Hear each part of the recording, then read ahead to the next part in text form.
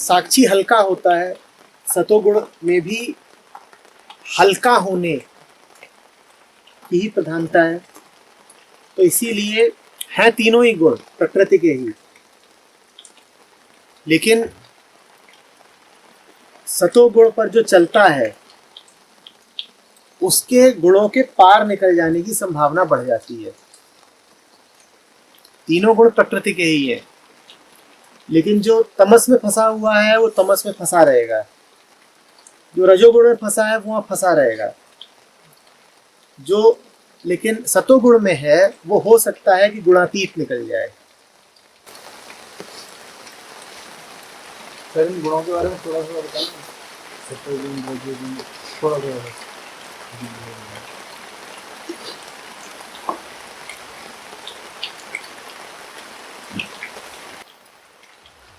तीनों में अलग अलग विषयों से अहम जुड़ा रहता है।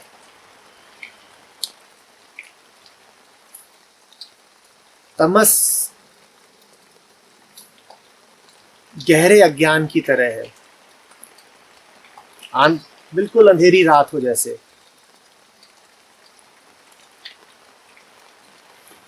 एक बेहोशी है तमस।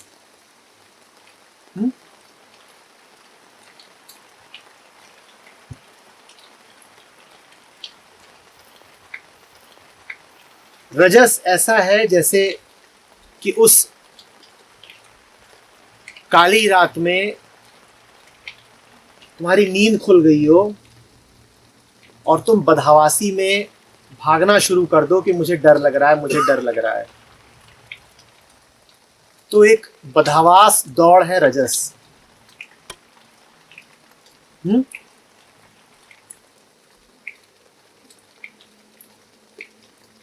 और सत है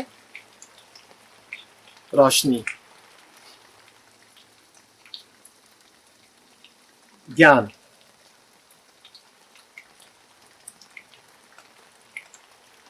आलसी मन तमोगुण प्रधान कहा जाता है। आलसी है,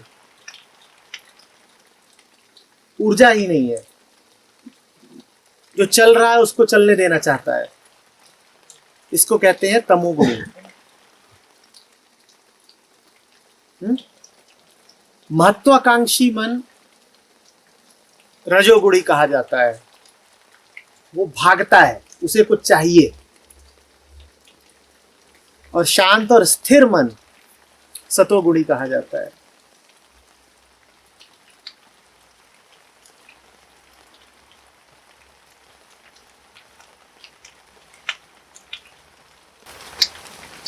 सत में भी अहम का जुड़ाव वहां भी है, इसीलिए सतोगुण पर भी रुक नहीं जाना होता है, उसको भी अभिमानी ही कहते हैं,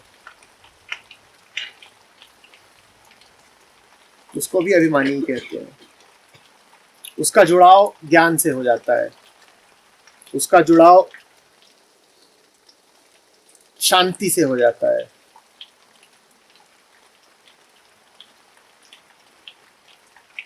समझ रहे हो? अहंता बची रहती है, मैं शांत हूं, मैं जानता हूं।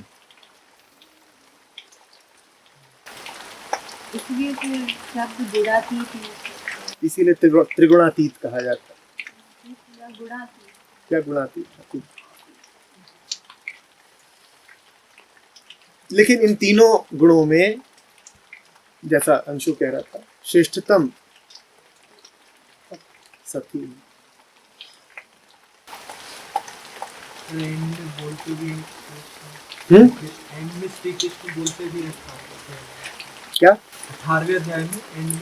हाँ, अब मैंने तुझे सब बता दिया।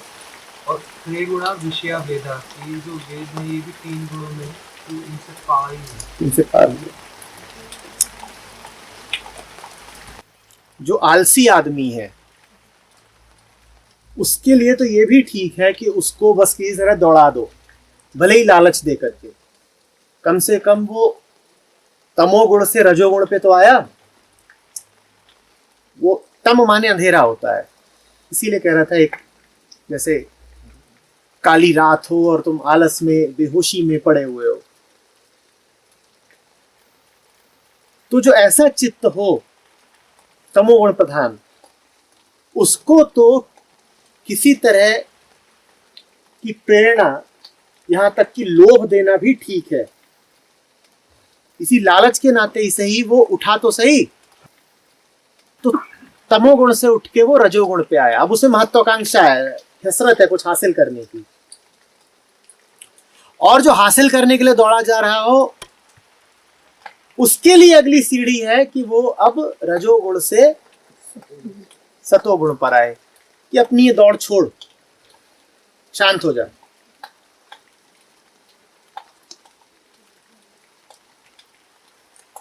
और जो शांत हो गया है उसके लिए फिर ये है कि अब तू शांति के भी पार निकल।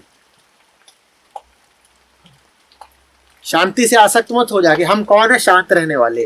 तो तूने तो अपनी एक पहचान बना ली, एक व्यक्तित्व बना लिया। लोगों को देखा है ना, वो दूर से ही शांत नजर आते हैं, तो बता दोगे कि ये शांत टाइप के हैं। उनकी पूरा चलना फिरना उठना बैठना ही ऐसा हो जाता है जैसे बैनर लगा रखा हो, हम शांत हैं। ये सतोगुण ज्यादा हो गया है, शांति चू रही है। तो ऐसों को फिर शांति के भी पार जाना पड़ता है, वो शांति के अभिमानी हो जाते हैं। ऐसा नहीं कि वो आंतरिक रूप से अशांत होते हैं, ऐसा कुछ नहीं है, वो शांत ही है, पर शांति अब उनके लिए विषय बन गई है। सफेद कुर्ता पैजामा,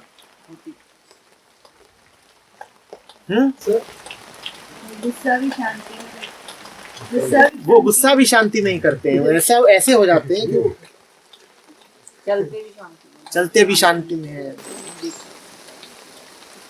सर इस तरह की शांति कई बार सेपरेशन नहीं होती? होती ही है, तभी तो कहा जाता है कि इसके आगे जाओ। जंप भी मार सकते हैं सीधे तमस से सत्व। तुम्हें क्या करना है ये बताओ। बंदर। लेकिन इसमें एक छोटा सवाल ये आता है कि मान लीजिए एक राजा है, तो उसके लिए रजोगुण ही उचित है। अगर वो मान लीजिए सतयुगी सतोगुण वाला हो गया तो वो राज चला ही नहीं सकता, अनर्थ हो जाएगा। आप अपना गुण देखिए ना, कि आपको ये बात कितनी आशंकित कर रही है कि राजा के राज्य का क्या होगा। और राजा और कोई नहीं, आप खुद हैं। हाँ, कि मेरा क्या होगा अगर मेरी दौड़ रुक गई, मेरा होगा क्या अगर मेरी दौड़ रुक गई।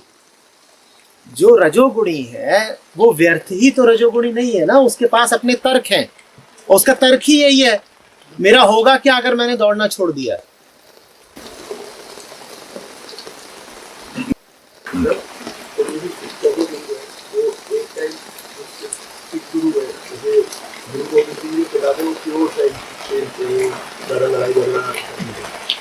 और एट द सेम टाइम मतलब डायनेस्टी चला रहा था, राजा वाला कोई नहीं था, और एट द सेम टाइम चांद की तलवार ही उठा लिया, कोई पैटर्न नहीं है, कभी तलवार उठा लेते कभी। यही गुणातीत होना होता है। गुणातीत व्यक्ति आपको पता नहीं लगेगा कि कहाँ पर है, क्योंकि वो कहीं पर भी नहीं है। वो कई बार आपको ऐसा लगेगा अजगर की तरह आलसी पड़ा हुआ है, आप कहोगे हाँ तामसिक है। थोड़ी देर में आपको दौड़ता भागता खेलता नजर आएगा, फिर अचानक ज्ञानी की तरह थम के बैठ जाएगा। तो आपके लिए उसको किसी वर्ग में डालना, कैटेगराइज करना बड़ा मुश्किल हो जाएगा। समझ रहे हैं?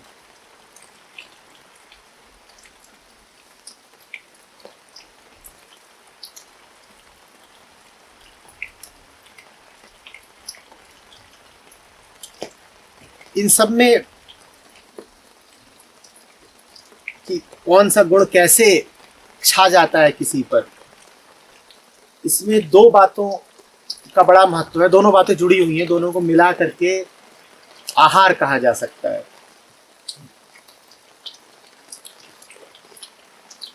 पहला क्या खाते हो, दूसरा कैसा तुम्हारा माहौल है। खाने का बहुत महत्व है। खास खाने हैं जो तुम्हें तामसिक बनाते हैं। चाहो तो अभी प्रयोग कर लो। बहुत सारे भोजन ऐसे होते हैं जो अभी तुम दोपहर में कर लो और फिर देखना दोपहर के बाद का सेशन कैसा होता है।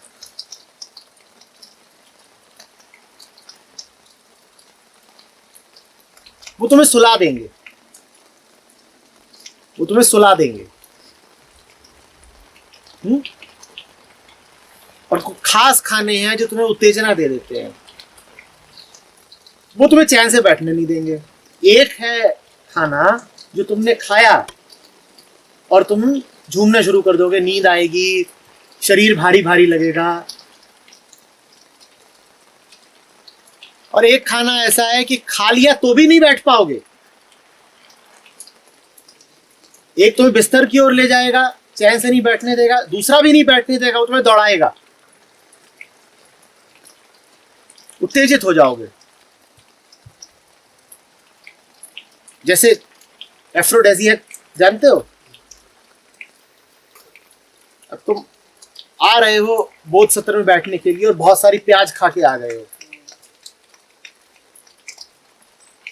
मन हिलोरे मार रहा है,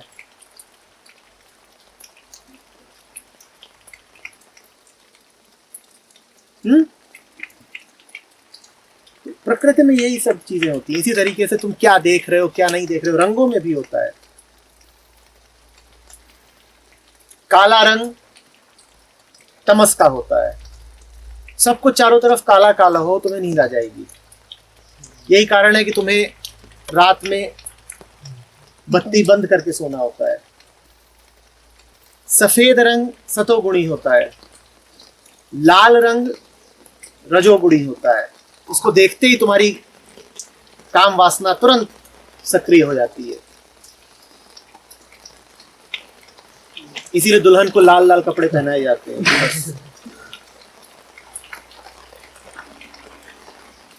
और इसीलिए सन्यासी सफेद या गेरुआ धारण करते हैं।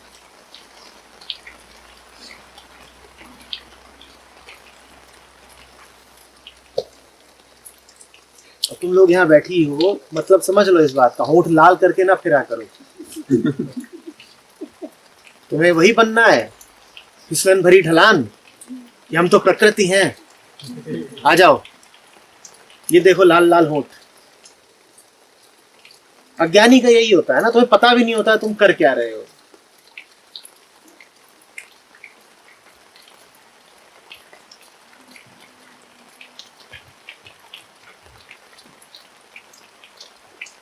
ठीक उसी तरीके से जो भी खाने पीने की चीजें जानवरों के शरीर से आ रही हैं, वो तमोगुणी होती ही होती हैं।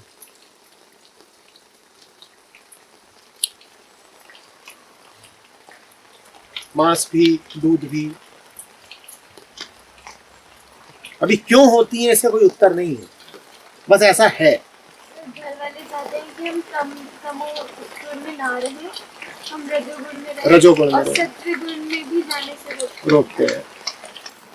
संसार तुम्हें बुरा बुरा कहेगा अगर तुम तमोगुण में हो, आलसी है आलसी है, और संसार तुम्हें और बुरा बुरा कहेगा अगर तुम सतोगुण में हो। और कहीं तुम गुणातीत हो गए तब तो संसार तुमसे कुछ कहेगा ही नहीं, बस त्याग देगा, कहेगा तुम जाओ, तुम अब हमारे कुछ लगते नहीं, हमें तुमसे कोई बात ही नहीं करनी। संसार तुम्हें बहुत तारीफ प्रशंसा अनुमोदन देगा जब तुम रजोगुण में हो, कि ये देखो ये कुछ बन के दिखाएगा, ये मेरा लाल कुछ बन के दिखाएगा। लाल लाल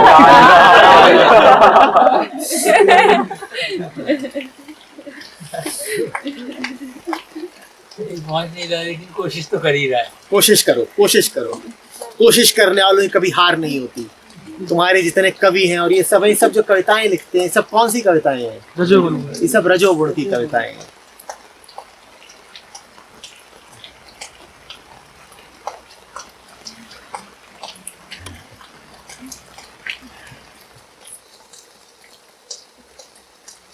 लेकिन मैं फिर कह रहा हूं, ये मत समझ लेना कि बुद्ध या अष्टावक्र इनमें किसी गुण की प्रधानता है।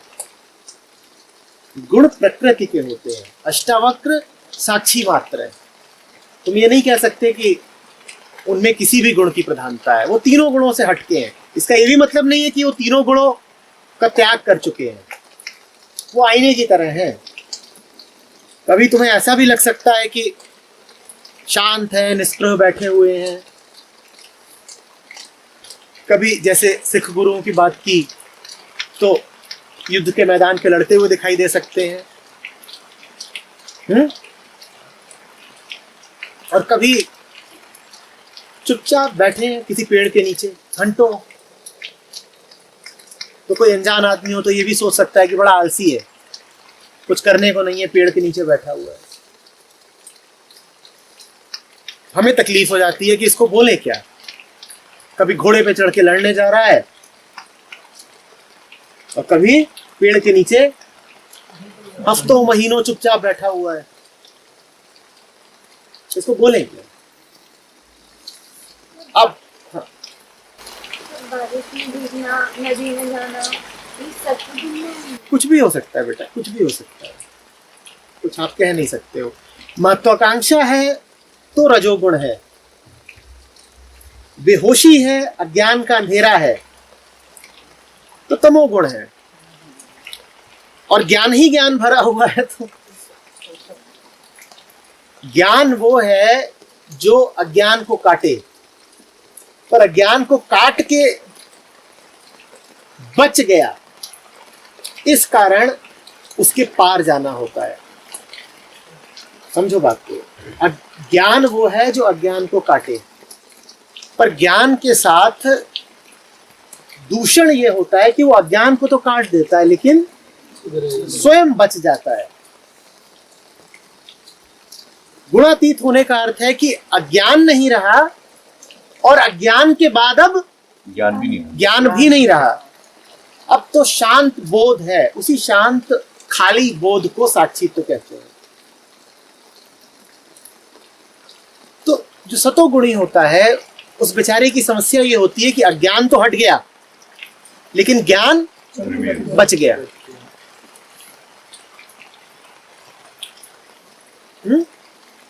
जैसे पंडित जी,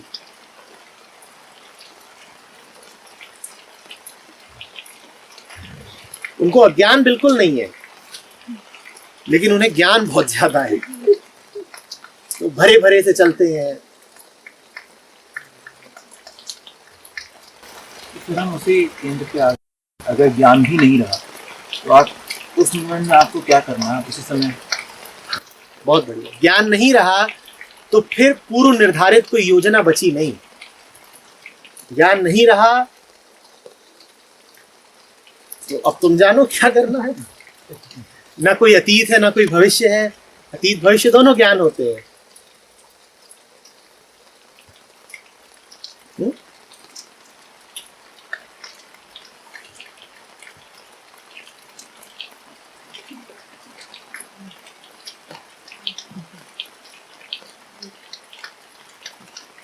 ये ज्ञान जो बच जाता है तो फिर उससे ज्ञान के पार जाने की जो प्रक्रिया है वो कैसे होती है? वो ग्रेस है। तुम अधिक से अधिक ये कर सकते हो कि ज्ञान के द्वारा अज्ञान को काटो। ज्ञान कैसे जाएगा ये छोड़ो,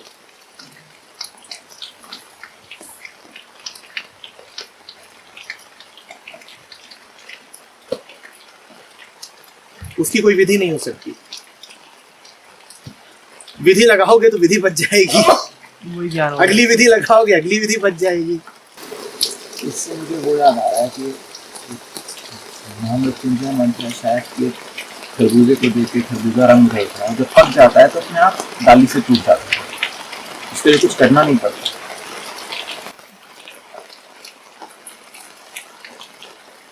महामृत्यु है ना वो। महामृत्यु ये है कि मेरी मृत्यु वैसे हो जैसे खरबूजा अपना समय आने पर अपनी लता को छोड़ देता है। कैसे पता नहीं, बस हो गया।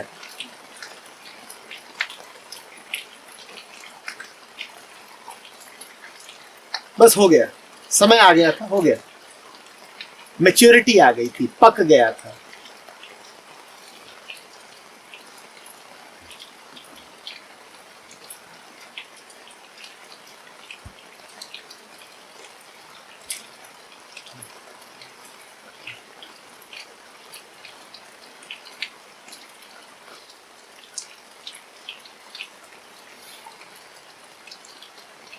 सबसे पहले मिल्क टूथ्स होते हैं हमारे दांत में, तो हम काफ़ी कोशिश करते हैं कि निकल जाए निकल जाए निकल जाए। क्या होता है? मिल्क टूथ्स होते हैं बचपन में, हाँ। Milk teeth. तो फिर लेकिन हम कोशिश करते हैं, कभी ज़बान से खेलेंगे, कभी खींचेंगे, कभी कुछ करेंगे, लेकिन जब वो गिरने होते हैं तो फिर वो अपने आप ही एक दिन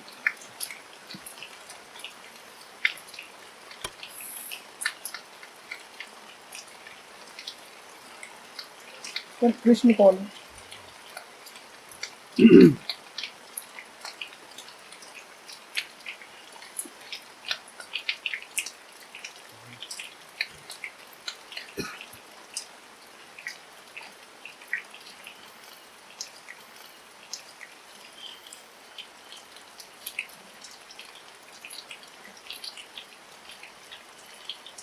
वो इस पर निर्भर करता है कि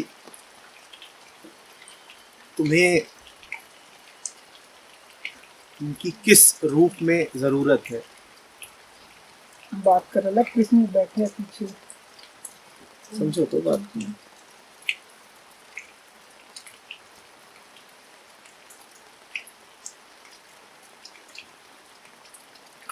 बंदर है, उसके लिए कृष्ण, ये पत्थर है, ये पेड़ है, कुछ खाने को मिल गया वो है, हवा है, सूरज है।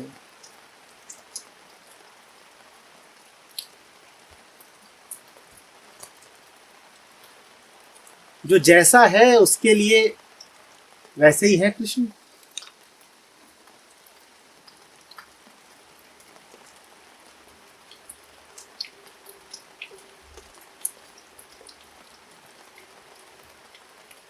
जो जहाँ है जैसा है उसके लिए वैसे ही है।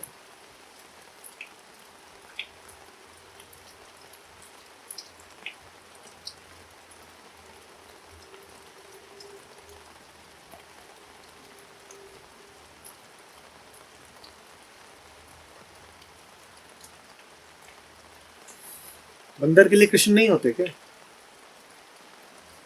ये अर्जुन के लिए ही होते हैं।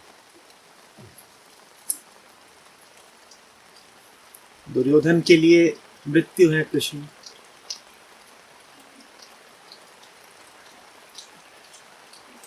है?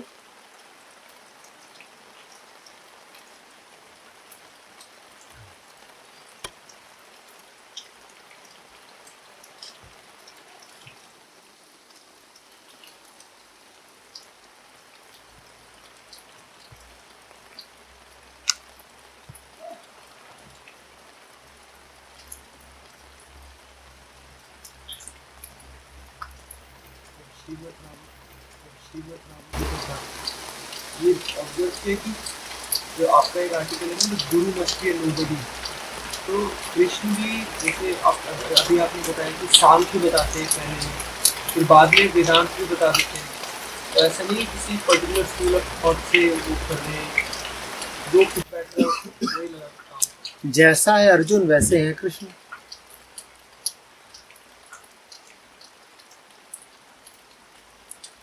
ऐसा होता है, एक बार एक आता है, एक गुरु होते हैं उनके पास, तो उनके आश्रम होता है, वो घूमने लगता है, तो देखता है उसमें एक तरफ होते हैं शराबी, कबाबी, जुआरी, फुआरी, दुनिया भर के जितने गर्हित लोग हैं सब इकट्ठा कर रखे हैं, भरे हुए हैं, वो लड़ रहे हैं, सर फोड़ रहे हैं। कोई शराब पी के पड़ा हुआ है, उसे होश नहीं है, हाँ? कोई झूठ बोलने वाला है, कोई हर तरीके के सब व्यसन। वो आगे जाता है, वहाँ देखता है वहाँ पे साधना चल रही है, एक से एक तेजवान लोग बैठे हैं, कोई ग्रंथों का अध्ययन कर रहा है, कोई मौन बैठा है। सबके चेहरों पर रोशनी सी है ज्ञान की, और माहौल ही अलग है, जैसे स्वर्ग। लोग एक दूसरे से बात भी कर रहे हैं तो शांत है, मदद कर रहे हैं एक दूसरे की, ये सब चल रहा है।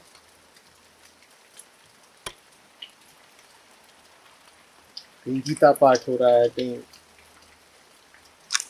बोध सत्र चल रहा है। तो वो आता है गुरु जी के पास, बोलता है ये आपने जो दूसरे वाले लोग हैं कि उन पहले वालों को पढ़ाते वगैरह होंगे। गुरु जी बोले हाँ, वो जिनसे आप पहले मिल के आए वो तो बड़े ही अज्ञानी है। अच्छा अच्छा, बोलते पर कुछ ज्यादा ही अज्ञानी थे, उनको आपने क्यों रखा है आश्रम में? बोलते इसीलिए रखा है क्योंकि बड़े ही अज्ञानी है। बोलते हाँ समझ रहा हूँ, इसीलिए जो दूसरे आपके आश्रम में लोग हैं इनकी आपको जरूरत पड़ती होगी, उतने अज्ञानियों को पढ़ाने के लिए ये सब तो चाहिए ही। गुरु जी बोले नहीं ऐसा नहीं है, जितनी मेहनत मुझे उनके साथ करनी पड़ती है उतनी इनके साथ करनी पड़ती है। वो बड़े अज्ञानी हैं और ये बड़े ज्ञानी हैं। वो आश्रम में इसलिए हैं क्योंकि वो बड़े मूर्ख हैं, और जो दूसरे वाले हैं ये इसलिए हैं क्योंकि बड़े होशियार हैं।